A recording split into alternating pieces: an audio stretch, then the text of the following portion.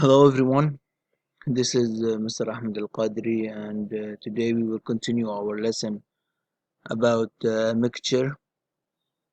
And we want to talk about how can you separate the parts of a mixture. Of course, guys, we can use physical properties to separate a mixture. For example, you can separate a mixture of beads and coins by picking out different shapes and color. For example, if we want to separate the this M&M's candy, we can separate it by picking the colors. Like we can separate the blue colors, the red colors, the yellow colors, the black colors. So we can separate them by colors right now. So if I have mixture of coins and beads, I can separate them by shapes and colors. This is one example of separation of mixture. Okay guys, we can also use properties like volume, size, state and density to separate a mixture. First, we want to start about with settling. One way to separate the parts of a mixture is by settling. Settling is when differences in densities cause the part of a mixture to separate.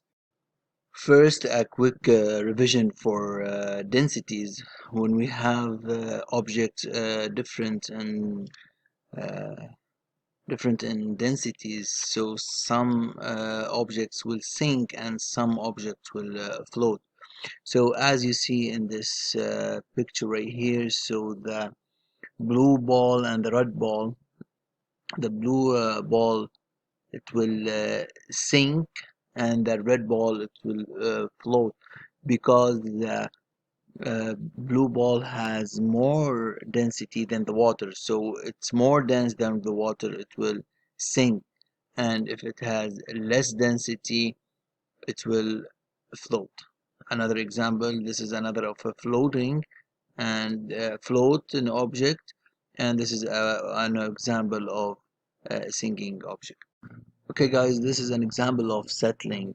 When we have a mixture of muddy water, dust and mud and water mixing with water, so after some hours, so the sediment settle down at the bottom of the jar. So this is an example of settling because the sediment and the dust, the sand, whatever, so it's more denser than the water, so it will sink to the bottom.